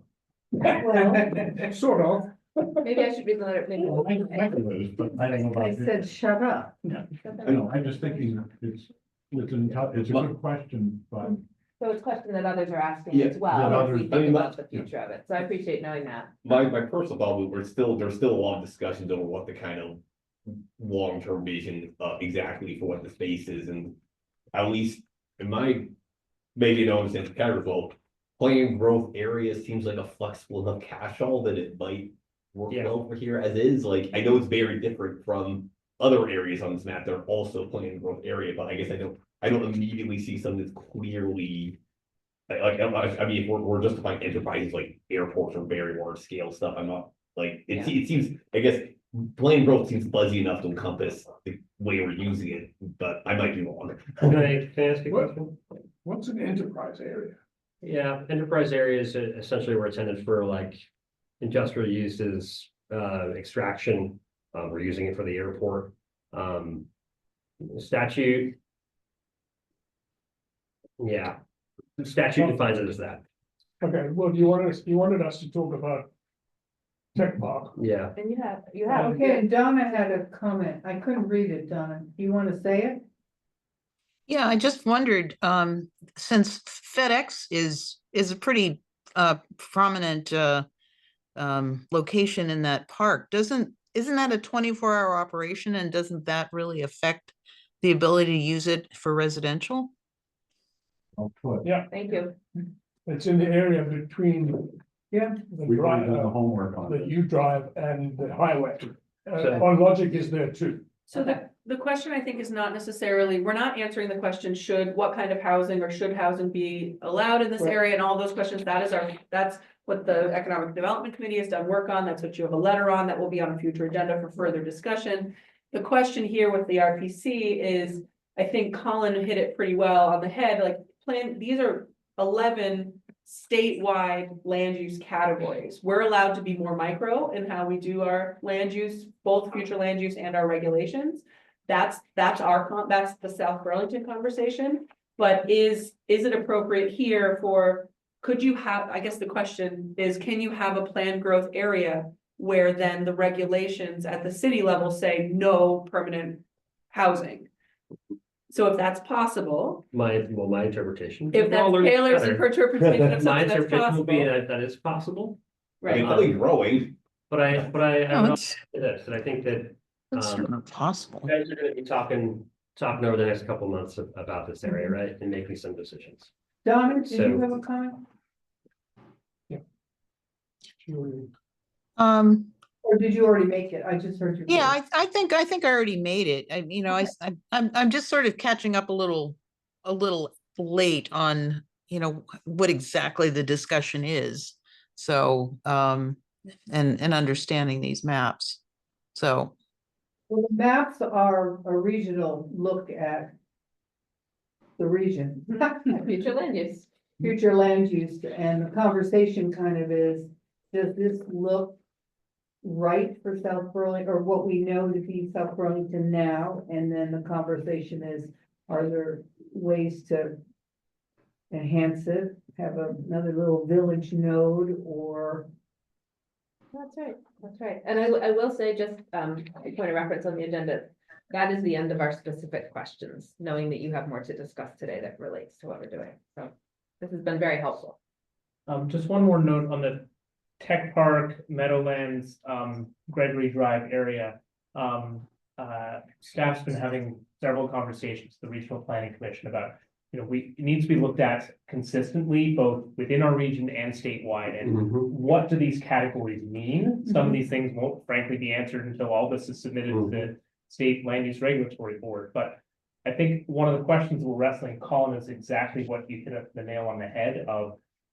As the RPCs look at the statutory definitions of these categories, the planned growth area talks about areas that are intended to see additional development. That is, consistent with our economic development goals in that area. It also talks about mixed use areas, areas for housing, areas for employment. And I think the conversation we've been having is, what's back to this granularity thing?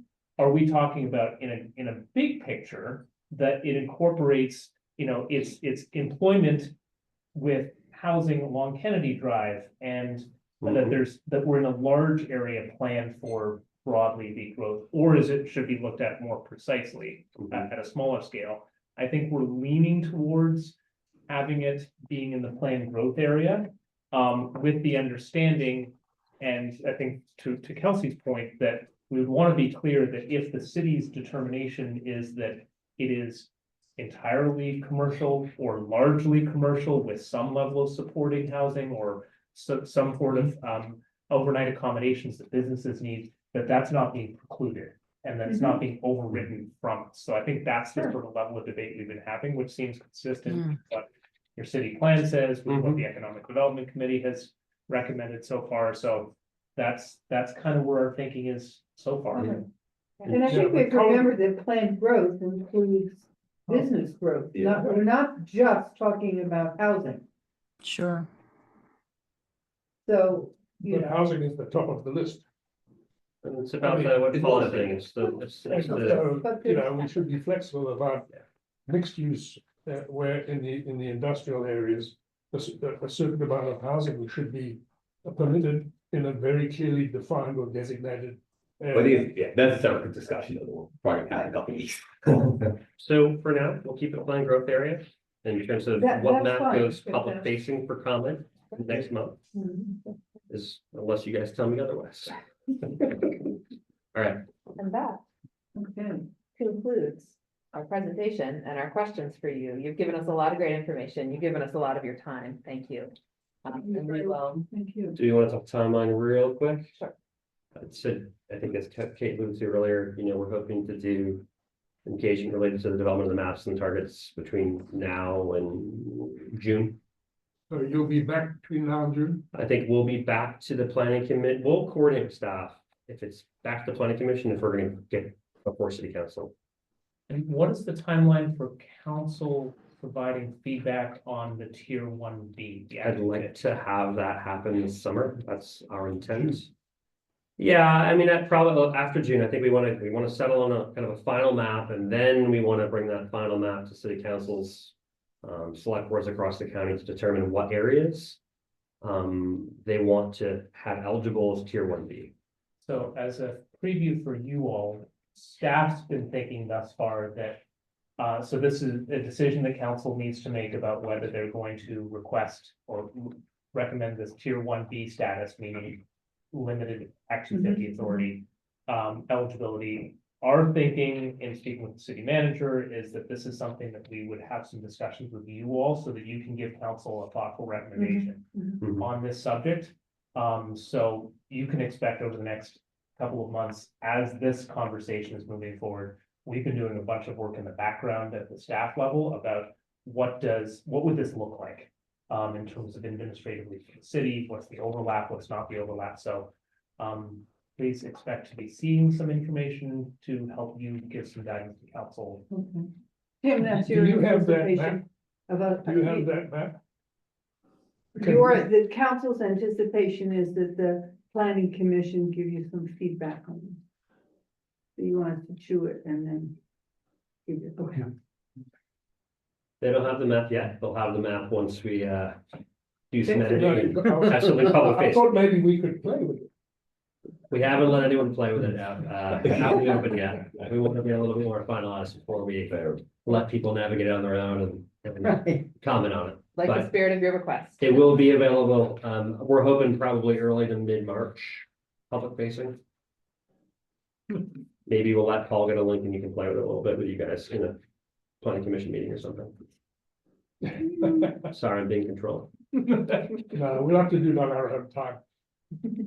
Okay, All right, Okay, well, thanks, thank you folks. very much. Are That you was really sticking helpful. around for the next part of this, or are you That's gonna it. take off? Ken? Okay, because if you are sticking around, can I have you bring that map back up? Because it's a nice map on the Shelburne Road area. Sure. You bet.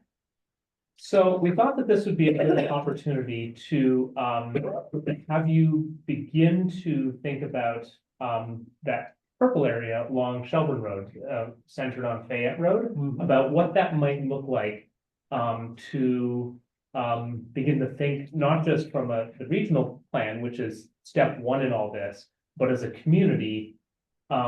We've never been afforded the opportunity through the state statutes to really target an area and begin to look at how we can get benefits in an area. In some ways, I sort of liken this to the 1980 South Burlington Comprehensive Plan said, should we have a city center? And then the next plan said, we should have a city center. The 2024 city plan says, we should begin to think about an area along Shelburne Road. So now we're sort of in that realm. So the map that's up there, we spent some time with Taylor and Kate sort of identifying what might the parameters of an area be, both in terms of how do people use Shelburne Road? Frankly, there's a lot of nodes of activity along Shelburne Road. That could exist. Shelburne Street undiscovered. Shelburne Street Really? north of 189, Shelburne Road south of 189, because it's owned by the city of Burlington Road North. Right. Can you make that even bigger? Sure, how broad? Yeah. The other way. No, the other So, way. oh, sorry, you I would mean, like I to zoom want the, in, yeah, got it. thank you. So right where Taylor's cursor is, and just south of there is where Larkin Terrace, where the building that has Blissby was built recently. They've gotten approved for a master plan that will include, I believe, at least 5 new buildings right where you're seeing it there. And then 2 more where Old Orchard Park is, which is where you see those little squares. So just the one developer has gotten approval for a master plan for several more buildings in that area and parkland. North of that, And right, are those housing buildings? Combination. A combination. hotel, Bottom it's at a has master plan business level, and- but business, hotel, housing, whole combination. Mhm. A range of scales of housing as well, I think all the way down to duplex. Yeah. Okay. And then right where the cursor is now is the Lowe's site. For those who've been around a very long time, this was way back when approved as the Southlands development.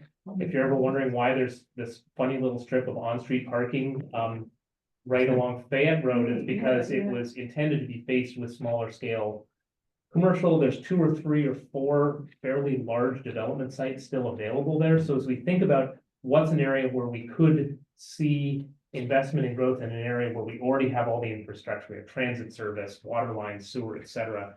This seems like a really good opportunity. And it's walkable. And it's Services. walkable. The school is across the street, the Orchard School. This year, thanks to what you submitted last year and the council approved last year, we are doing a Shelburne Roads crossing study to how can we make pedestrian crossing at these lit intersections a lot better than they are now. Right. At the very south end of this is the Lakeview or the complex there that has the Eagles, the Eagles Club.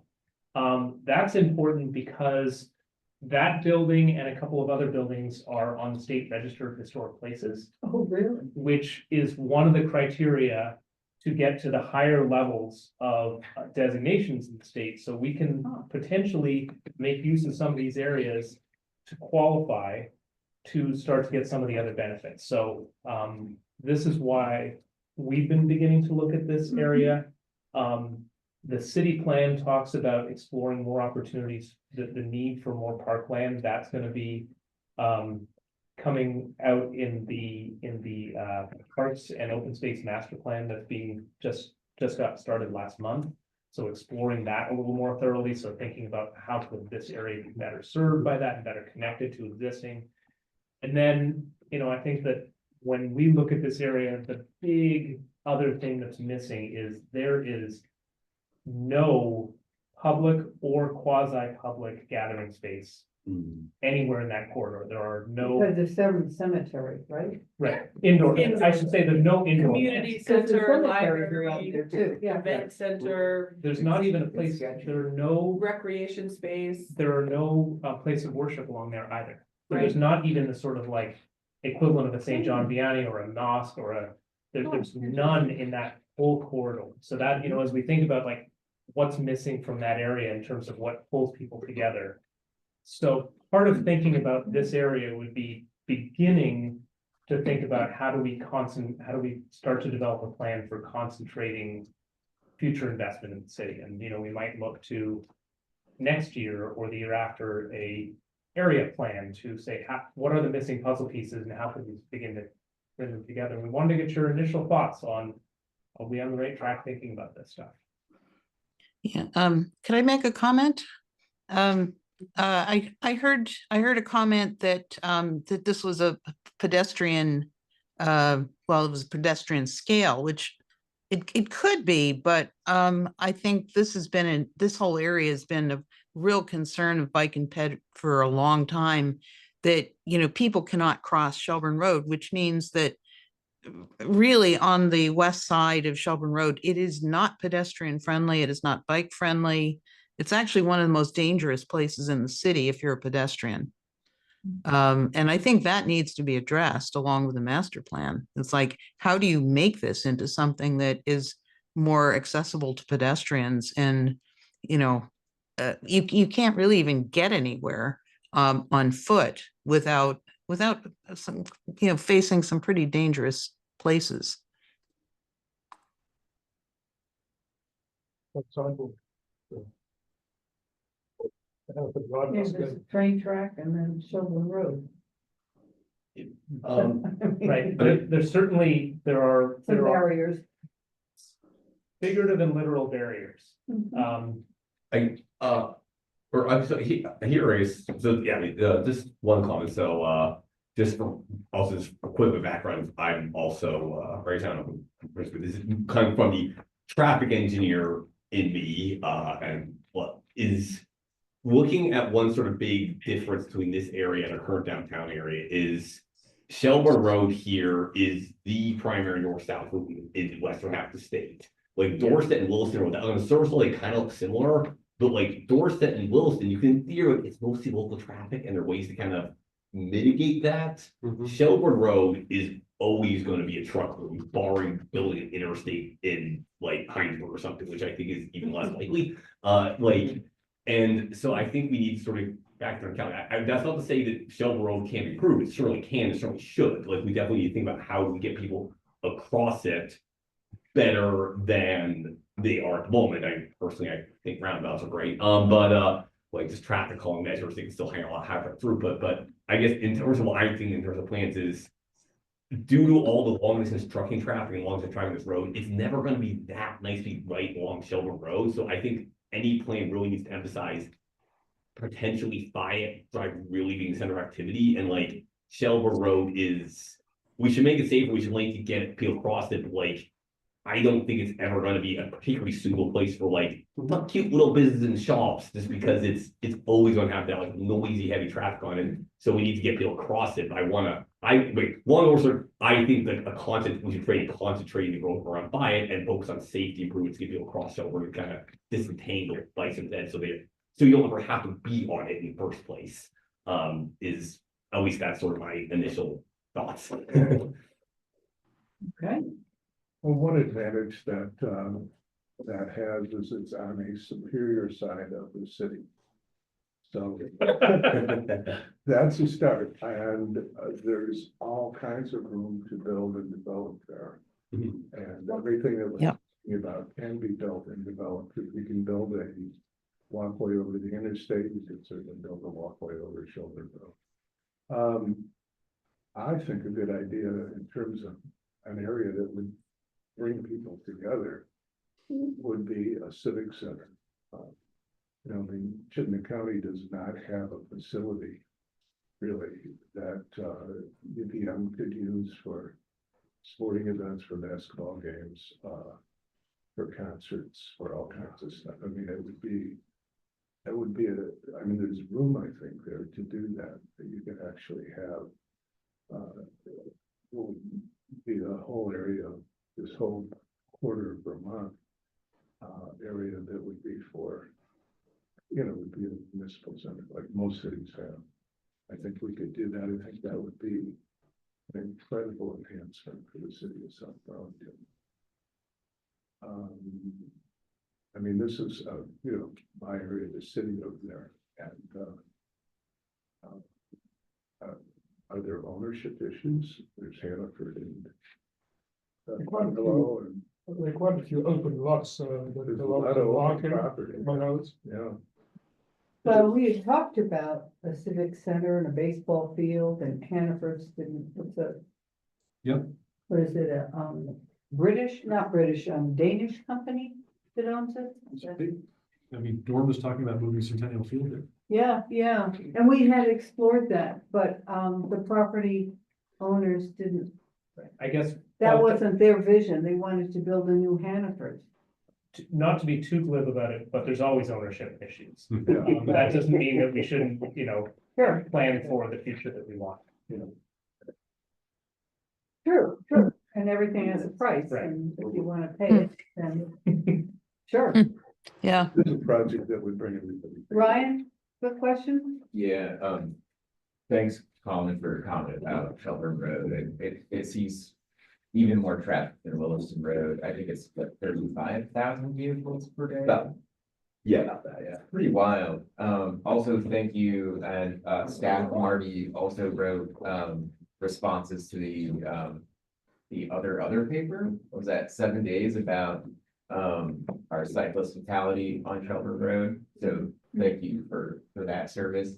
I know that was really big with the bike ped committee too. There was, several members of them were at the Ghost Bike installation.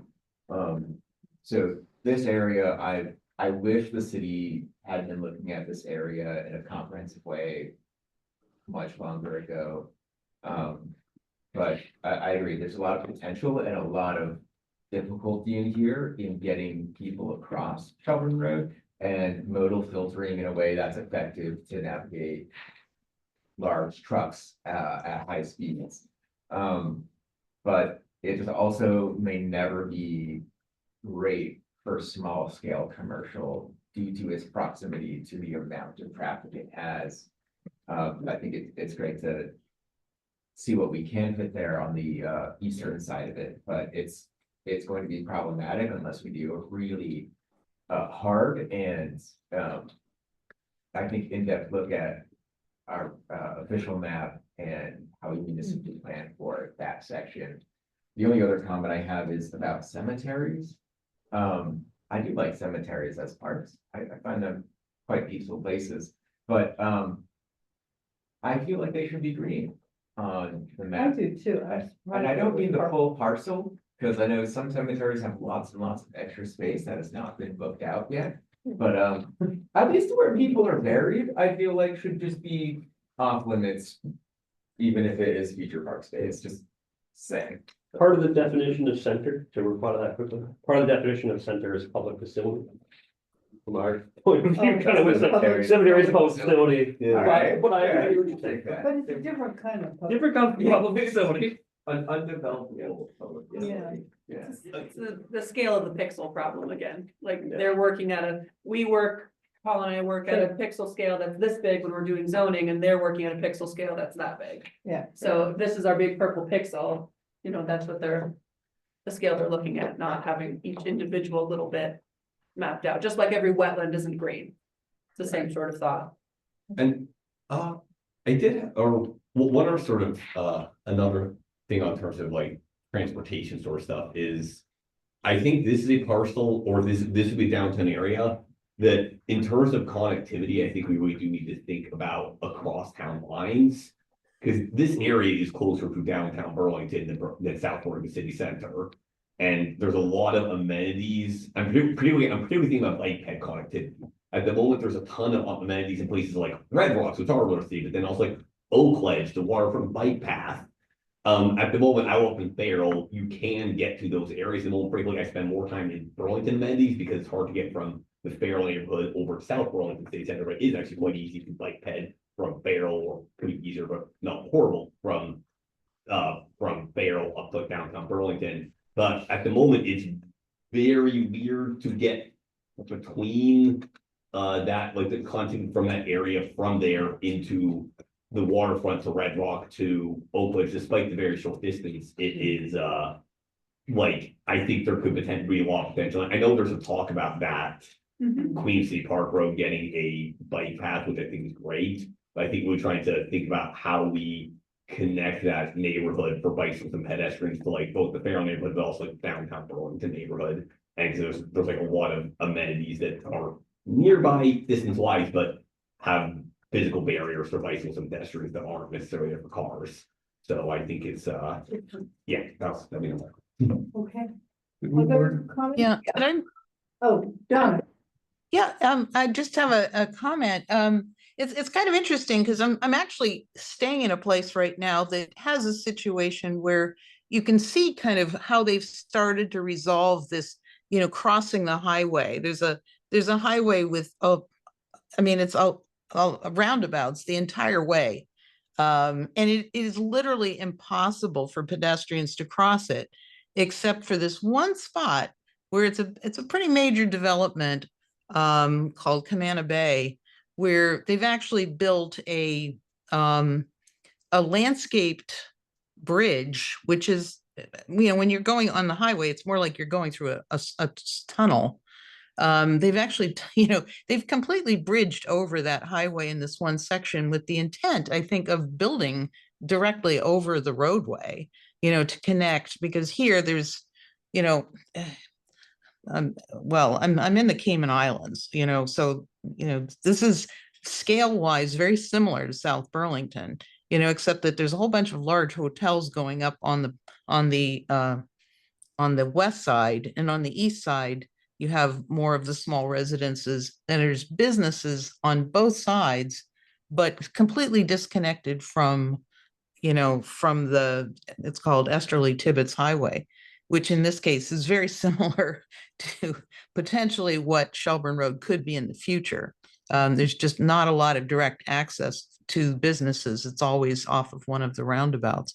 But you can kind of see how in the future South Burlington could, by scaling up, start having, you know, having some bridges across but it would take a pretty major development to be able to accomplish that, which is what it is here. This is a major development, and even they haven't been able to completely make it work, but you can walk across, you know, this very beautifully landscaped bridge. You can't even really tell you're on a bridge when you're going across it. It's that heavily landscaped, but it does effectively cross that highway, and make it really safe for pedestrians, and very pleasant too. And it doesn't hurt that you can actually walk to the beach, you know, from right off of, you know, West Side Road, West, I guess it's called the West Side Road. You know, literally, you know, the hotels on there back up to the sea. But you know, it's not that different a situation. So I think there is some hope in the future by having significantly higher density, allowing those bridge crossings, you know, as part of developments that bridge across. Thank you. Paul?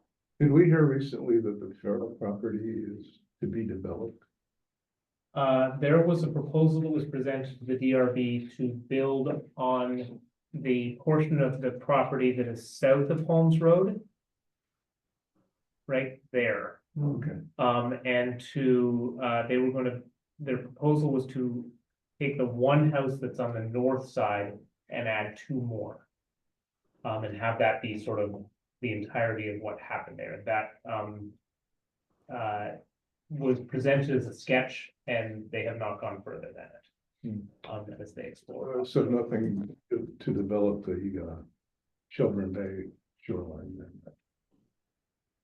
No, well, other than, like I said, that Three houses. portion. I went there a couple houses, yeah. Yeah. I think I saw it. So that, all that property that is on the other side of the railroad tracks from the property we're talking about is still undeveloped Farrell property. Yes. Yes. Yeah, and if you zoom in a little bit, right, let's see, where does right where you see where it says inroad on the purple? Mhm. So that used to be part of the Farrell estate. That has been, that is now owned by, the folks who own Larkin Terrace and, Old Orchard Park, so it's owned by That's what- Joe Larkin, so that was separated out, they made a deal to. Because the character of that side of the railroad track is very different from the rest, and it didn't really make sense, there is a crossing, but it is. Only a sort of very low scale residential crossing that, the. Railways would not be excited about that being augmented traffic. Right, took a long time to get what we got. So quick, Yeah, parkland, that would be fabulous parkland, that would also be development that would be close to the city center part of it that we're looking at. Yeah. Yes.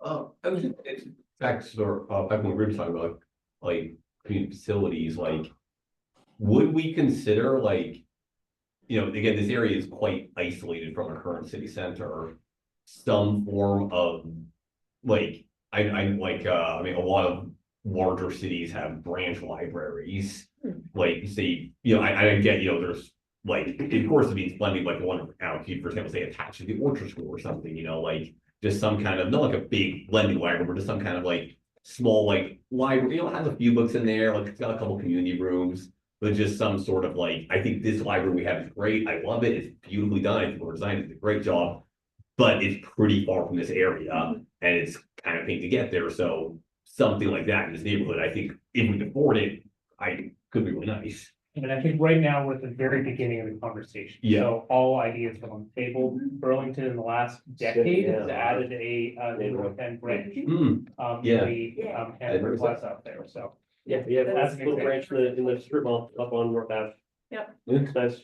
Our kids love it. Yeah. Yeah, Yeah. yeah, no, I But- think those are all, I was thinking of Could- the library as could- well. I think aspects to me, Orange Store, like, I particularly like, I feel like the city, it's also like this building, I think anchors this area really nicely, it's like it's not just residential, this is like a community hub.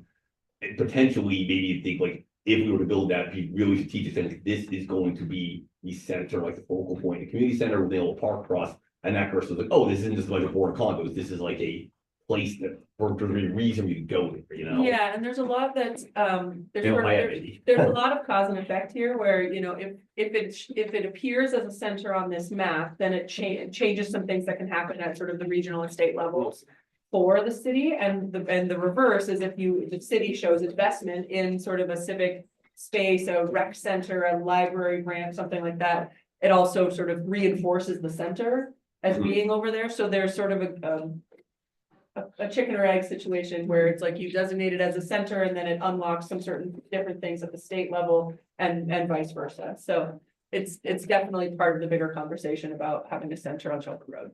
Okay, Mm. there's a lot more to talk about, but we had some good ideas coming out. Next, It doesn't. I'm sorry. Yeah, I just wondered, who owns the air rights over the railroad? And, you know, because, you know, I'm thinking way down the road, but it just seems like the railroad tracks have been such an impediment to, you know, just better development of that whole area, that it probably should be part of the conversation that, you know, can this be built over? Or also hybrid power lines that corridor too. Good question, don't know the answer to that. I think we saw that movie. I love you, Donna, that's a good comment. okay. Supporting uses in commercial areas, we received a letter from the Economic Development Committee. You'll be on the agenda if you go down to upcoming topics. I think that's what B is related to. So I thank you for your work, and we'll have you back to discuss that further. I just want to stop here to any contacts or answer questions.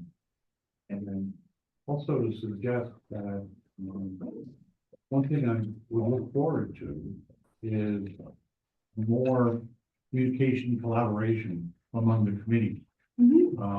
I've already appeared at what was the Affordable Housing Committee, and exchanged emails actually together with the chair of the housing committee about how we can feed each other in terms of the kinds of things we're doing and the kinds of things they're doing. And we're happy to do that with you as well. we're all one city. Right. So ideally, we can collaborate and come up with those things and not just, die in our own, Sure. in our own space. And I think that's what the city council anticipates and would appreciate. Well, they do what they do, and we can do what we can do. Well, I think they're looking for that to happen as well. Yeah, To help inform their decisions. I noticed on Thank your. you. Thank you very much. Thanks very much. Thank you. The new, format, Yeah, that the words. Minutes are missing from the minutes. the word minutes is missing from. South minutes. Burlington Planning Commission meeting 12th of November 2024. It should be the minutes of that meeting. The document itself? Yeah, Oh, yeah, oh, Our last thing. This is just more PDF. oh, that's just, okay, I know you're working on the format here. we're learning as we go. Okay, so, we're down to approving the minutes of November 12th, 2024, So moved. and then a second. Okay. All, any comments? Have you all read Any it? discussion? I have, yeah. All those in favor signify by saying aye. I, Minutes have been approved. And that's all she wrote tonight. Moved. Oh, did you want to say something about upcoming topics? I mean, Just letting you know that, There are topics. there are There are topics coming up, topics, trying to right. give you a little bit of a preview of Thank what's you. coming, on the next few meetings. yeah, no, and those look spot on. Great. Thanks, everybody. Well, Thank you, very Donna. much. Thank you, Sue. With this one, too. Enjoy the sun for us. It's cold as Yeah. one more day, just one more day. How did the treatment go? Successful? Well, so far, I mean, it's a process that takes time. But I've been walking around. I mean, I was out waiting in some very nice warm water, looking for starfish today. So that was pretty nice.